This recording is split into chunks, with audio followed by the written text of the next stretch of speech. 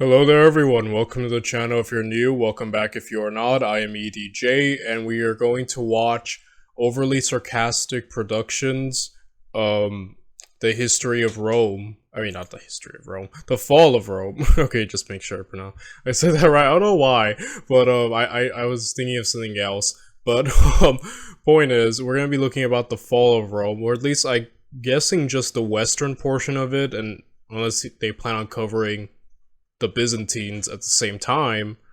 But yeah, we're just gonna be seeing, I guess, I'm assuming just the western portion of its fall. So yeah, I'm just like overall one of the, yeah, just a huge fall, but I'm hoping that they explain the circumstances leading up to its demise, you know, the factors of the West and just what happened. So, yes, if you want to watch the original video, the link is down below. With that said, and without any further ado, let's learn about the fall of Rome. When you go, Rome is a great city to visit because you can see all four seasons. Winter, spring, summer, fall. Oh no. The collapse of Okay, Rome that was a good one. That was a good intro. civilization is brought to you by Audible. More on that later. There's a lot to unpack with the fall of Rome. Why it happened, when, and even if are hotly debated questions, and the academic discourse can start to sound like a game of Clue. Well, I say it was the Vandals with the sack in 455. No, stupid, it was Constantine with the Christianity in 312. Oh, can't you see it was the Ottomans with the cannons in 1453? So, instead of just digging into all the theories of the buffet with all the stupid accents that make my head hurt, I'll show you late imperial history, give my take, and hopefully help you draw your own conclusions about the fall of Rome. So, let's do some history. After the reign of philosopher King Marcus Aurelius at the tail end of the idyllic Pax Romana, his delusional and violent son Commodus found his death at the end of a blade, and the You know what's funny about Commodus?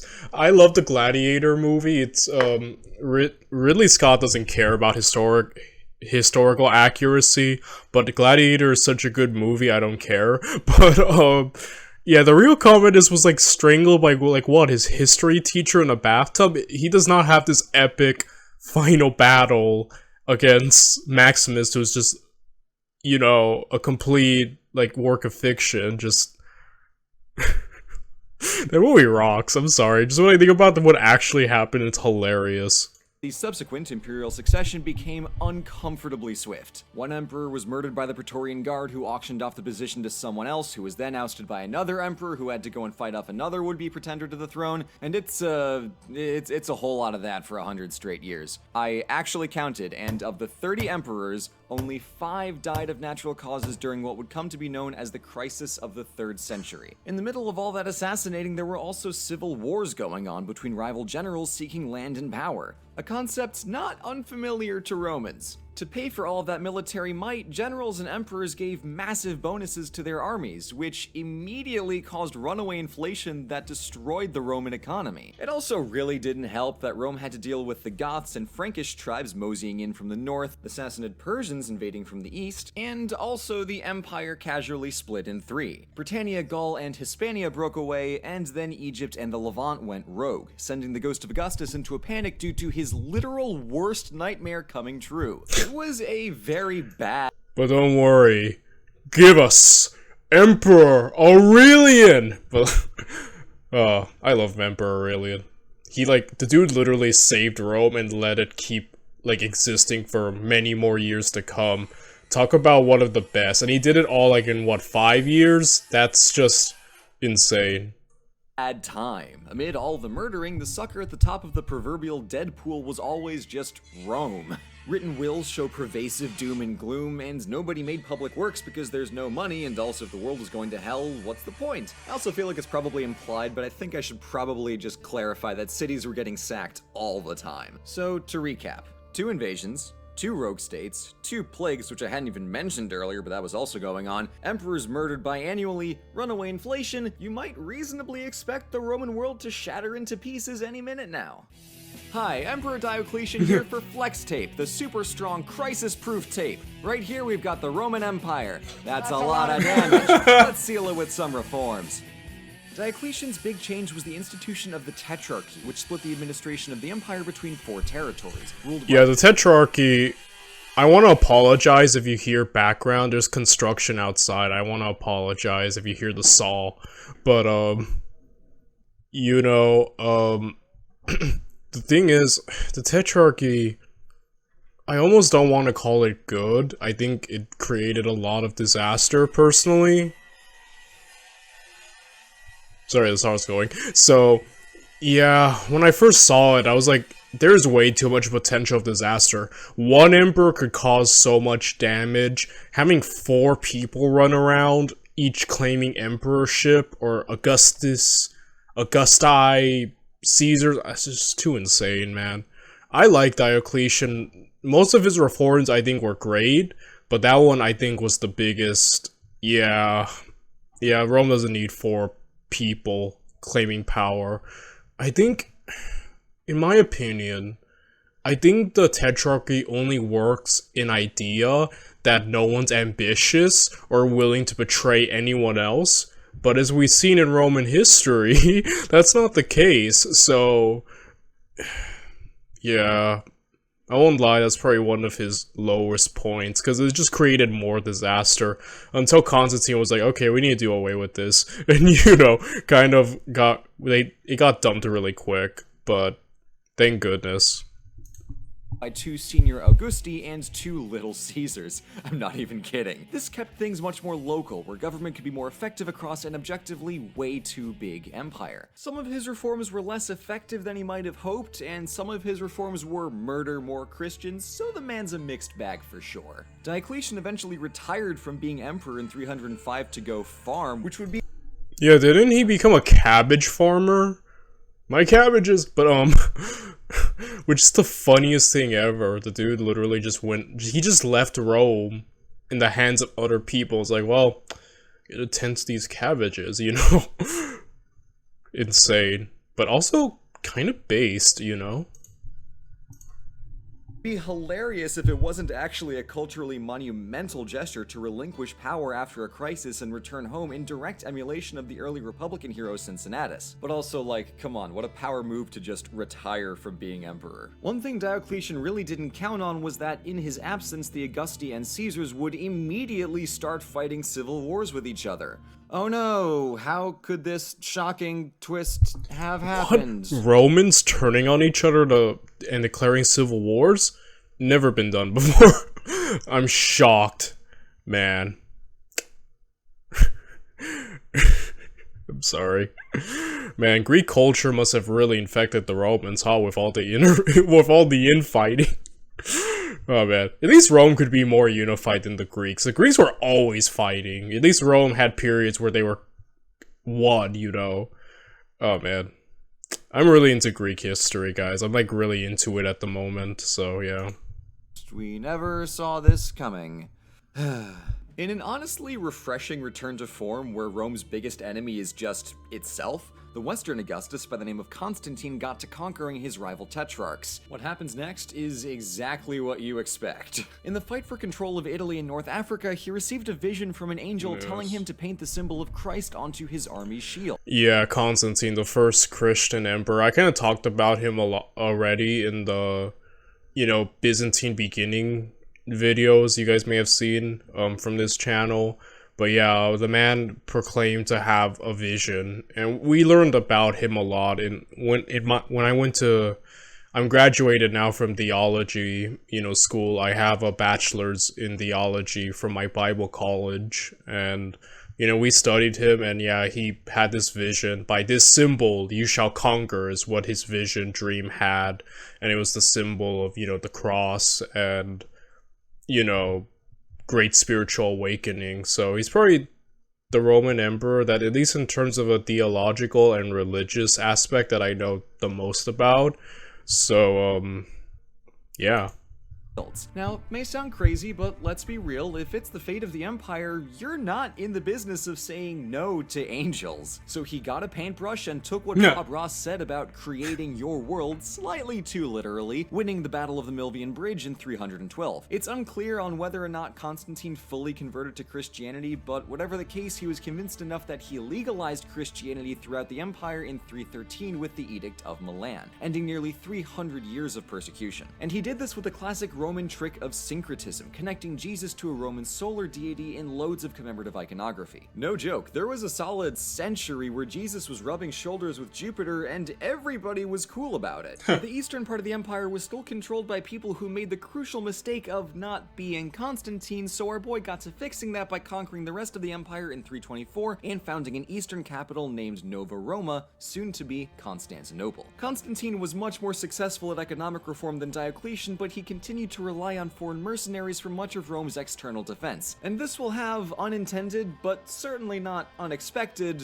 though probably unavoidable consequences over the next century. Through the 300s, Rome held on. Administration was split between Rome and Constantinople. Sometimes there was one emperor, other times the job was shared. One guy tried and failed to re-outlaw Christianity. Big mess. But in the wake of Constantine, things were loosely good, if a little uneasy, so as long as nobody comes to rock the oh, right. I don't want to dally on the false dichotomy between savage and civilized people. The simple fact is that the term barbarian was co-opted from Greek to describe all non-Romans, and as I said before, they were often allied with Rome to defend imperial territory, but the trouble started with the Huns to the northeast. When these aggressors started to push into new lands, they forced the current residents, Ostrogoths, Visigoths, lots of Goths, to move somewhere else, and the path of least resistance was usually into Roman territory. So the notion of barbarian invasions kind of obscures what was more likely a big, awkward, and bloody domino effect. This explains, 1, why the push was so gradual, and 2, why these people became increasingly more incorporated into the military and political framework of Rome as vassal federati. So now that we have all these barbarians on the edges of the Roman world, I think it's time that we talk about, Sax, baby. Enter prompt here. Okay, can't be that hard. I love that explanation, mainly because I mentioned it in a past video. Just when you see Rome through the years, its army gets small, really small, and they're not able to field as many men. And when we're watching the original Rome, the rise of Rome, you know, we started with the Pyrrhus of Epirus from Kings and Generals series. Rome could just casually field so many people. They could basically field new armies where old ones were completely wiped out, you know. Sorry, the saw. But I'm hoping it's not too loud once this is all said and done. But yeah, so like they could field just huge armies, especially like throughout the Punic Wars. They just kept regenerating 30, 80, 60,000 men like it's nothing. And by the late Empire and the Byzantines, it's just, their army is so small. And I was always like, why is the army so small? Why are they having, what happened to make it that they lost so much of their military manpower, it seems. And, you know, I noticed, like, yeah, back then the Romans could just conscript themselves and raise up huge armies to deal with anything. But then, like, then mercenaries came. And then, like, enlisting a bunch of mercenaries to where portions of their army would just be mercenaries. And I'm like, what happened to Rome? This kind of answered some of my questions. Wow. I'm happy that it's done.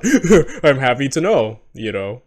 Other things, in the early 400s, huge populations of Ostrogoths, Franks, and Vandals hopped the wall in Gaul to accelerate Rome's fall, while the Eastern Empire had politely asked the Visigoths to go bother the West for land instead. In 410, those Visigoths made their request to Rome by means of rolling up to the city and promptly sacking it. This is what we historians call an oh shit moment. The damage to Rome was actually minimal, but the notion that the ancient capital was now in striking distance was frankly horrifying. I mean, yeah, foreign adversaries aren't supposed to be able to just march on Rome. Only disgruntled Roman generals are allowed to do that. Come on, people. Traditions, they're important. In the following decades, Western territory slowly fell away as barbarian tribes converted Roman provinces into their own kingdoms. By far the scariest of these were the Huns, top of the barbarian food chain, who had arrived on Rome's doorstep in 452, hell-bent on conquering the whole empire. In comes Pope Leo III, who rode out to meet their leader Attila and— Dude, whatever they spoke must have been amazing, because after this conversation, Attila just leaves. Oh man, I wish I could have been like there to witness something like that. Like, what the heck did they talk about in there? Attila, who was going around just basically being the end of Rome incarnate, and then he's like, well, okay, bye-bye. One conversation, I'm like, what did you guys talk about? Like, what was brought up? You know, that's insane. And persuade him with either 1, words, 2, the well-timed apparition of a couple archangels, or 3, the simple jingling of some gold coins to kindly not destroy our empire, thank you very much. Please. To literally everyone's surprise, Attila was convinced and withdrew from his campaign to get married and then instantly die. Man, timing. It may have seemed like Rome was saved, but it's never wise to count chickens before they hatch because someone might steal your eggs and huck them back at you. Enter the Vandals in 455, who gave Rome a proper sacking. Like, really bad. This is why the word vandalism exists. Bad. Many big-ticket monuments like the Colosseum and Pantheon were spared just because of their size and difficulty in destroying, but countless smaller buildings got looted and knackered. And also, like, lots of people got murdered. That too. It was bad. Vandals bad. Gonna go out on a limb on that one. With all this talk of things going terribly for the western part of the Roman Empire, what about the east? Well, Emperor Theodosius left it in his will that his 2 sons would each inherit half of the Roman Empire. In other words, to show you the power of local bureaucratic delegation, I saw the Roman Empire in half. He also outlawed paganism and mandated Christianity as Rome's official religion, but that is a big can of worms that Constantine would have been very upset by, so let's stick to imperial geopolitics. You know, the easy stuff. Oh boy. From 395 on, Rome was permanently split between East and West in a decision that's pretty easy to criticize. On its face, this completely left the West for dead, as it was poorer and less urbanized, it had less stable food sources than Egypt, and a far longer border to defend. And with every bit of land that went to quasi-independent kingdoms, they had fewer and fewer resources to pay their armies. But on the other hand, no, it's just a death spiral. Theodosius put the Western Empire into a straight-up death spiral. This is about the time— I mentioned, he brought this up before in a past video, but I wonder if Rome had never been formally separated with 2 emperors, if it would have lasted, or would have, that's interesting. What if the empire was never split? I don't know, maybe the West still would have been completely reduced, but as one giant empire. I'm wondering. Oh no. I'm gonna need alternate history hub to work on this.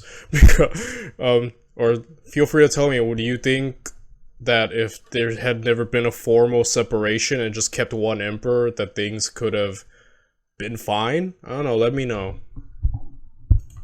That you'd hope for a strong Diocletian or Constantine-type emperor to show up in the West and turn things around, right? Guys? Oh boy, this is definitely the end. In less than a century, the Roman Empire had gone from this to this. So how about we call it, okay? The armies of King Odoacer conquered Italy and deposed the 16-year-old emperor, the poetically named Romulus Augustulus, sending word to the Eastern Roman Emperor that he had assumed control of the Western Empire on your behalf, to which Constantinople said that he had assumed control of— Your Highness, I rid of those lousy no-good Imperials for you, Star. Oh my goodness. Skyrim, baby. Oh man, I had such an addiction to Skyrim. Like, I remember I was on YouTube one day many years ago, and I saw some dude turn into a werewolf and like maul random people. I was like, what is this game? And then I ended up buying Skyrim. And my grandma, who was with me, this was during my high school years, my grandma who went with me to GameStop, was like, hey, you want to get another one? I'm like, I guess. And I just randomly picked Dark Souls 3. I don't know why, I just picked it. And after I spent like a year or two just replaying Skyrim over and over again, with mods and everything, I just stopped. And then I was like, I guess I'll try Dark Souls 3.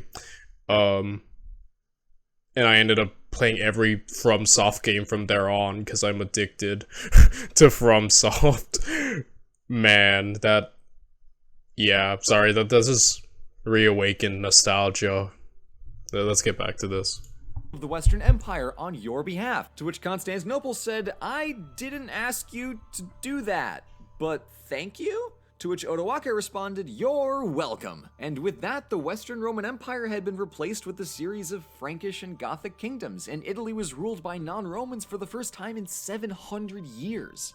As you can see, the East was still going strong, admittedly to the persistent and pervasive detriment of the West, and in fact it will continue to thrive for another 1,000 years. Some scholars like to argue that the fall of at least Western Rome didn't really change all that much, and in fact was the opening act to a vibrant medieval world, and that's an argument you can certainly make, but in point of fact, the entity that was the Roman Empire collapsed like the Republic before it, and I think it's irresponsible to speak as if a millennium-spanning state based in the city of Rome did not just go poof. So we have at least a when and a few whys for the fall of Rome, but the way I see it, it's a testament to Rome's strength and flexibility that it survived this long at all. It should have been conquered by Hannibal during the Punic Wars in the 3rd century BC, it should have fractured in the 1st century BC with the carousel of military dictatorships, and it should have collapsed in the 3rd century AD with that insane 5-pronged crisis. And while on one level, any civilization founded on continuous conquest will run into extreme difficulty the second that expansion stops, we should recognize that much as the Republic had been proven insufficient, the unified empire was similarly no longer cutting it. So Rome did what it does best. It adapted. While the empire died, part of Rome very much lived on, and we'll cover the runaway success of the Byzantines in future videos. Which we did on this channel. I think it makes a little more sense. City of Rome, kaput. Empire of Rome, Hi, we're Visible. We're the wireless company with nothing to hide. Seriously, hidden fee? poof. Civilization of Rome? That's still going strong. Still, all that said, there's a reason the question of why and how Rome fell fascinates and even haunts us. It's this megalithic, world-conquering, seemingly immortal civilization totally thrashed by a confluence of factors, and any society can see a little bit of themselves in the fall of Rome. But also, we here at OSP recognize that on a deep, emotional level, it's just kind of funny to watch stuff break, so we made a t-shirt linked below. Oh my goodness. But we can't let the Goths have all the fun, so if you want to sack Rome during your morning commute or while making dinner, then you should listen to this book about— Oh dear. Yeah, I am kind of in the mood to sack Rome myself, but I think he's done. Seems to be just yeah, I guess ads and final goodbyes. So yeah guys, overall another great video. You know, just better insight into the fall of the western portion of Rome, at least. And yeah, let me know, do you think if Rome had never been split in two and it had just been one emperor, one unified thing, if it would have changed anything? Let me know. With that said, I'll see you all in the next one. Bye everyone.